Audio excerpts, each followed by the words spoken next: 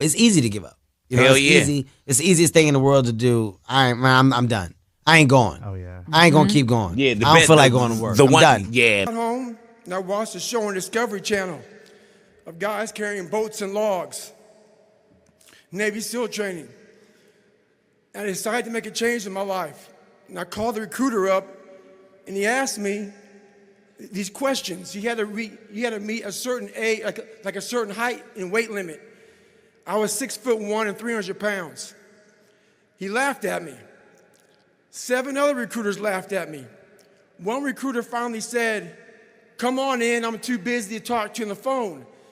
He didn't know how much I weighed.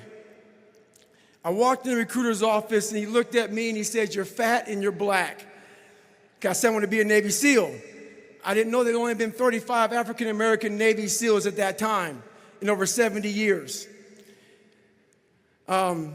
He said I basically had to lose 106 pounds in less than 3 months because of my age. I was getting too old.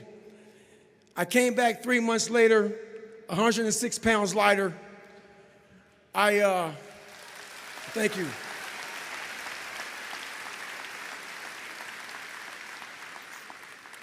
And literally, I spent 18 months going through BUDS, which is a 6-month program.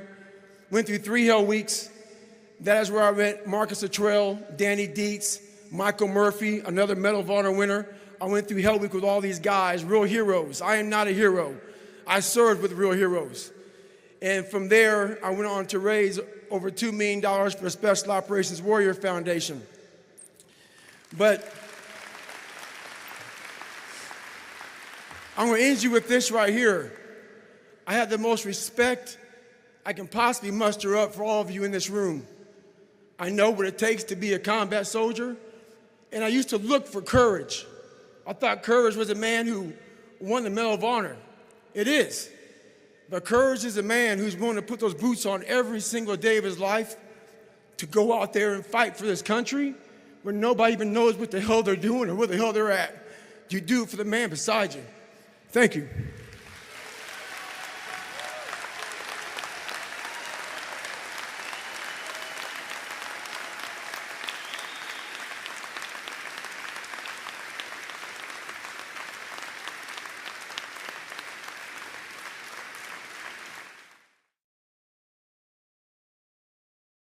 Now, especially if you're coming up with something from nothing, which is presumably what we all do in the creative department, is that I'm selling a handful of nothing and hoping to come through with some results. And I'll put myself right out there for the risk of it, and I will fail, and it's okay to fail. In fact, you learn more from failing and humiliation in my game than any other that I know. And actually, that seems to be quite similar across the board in most professions from the people that I've met. So it's good to fail, it's not embarrassing, and humiliation is your friend.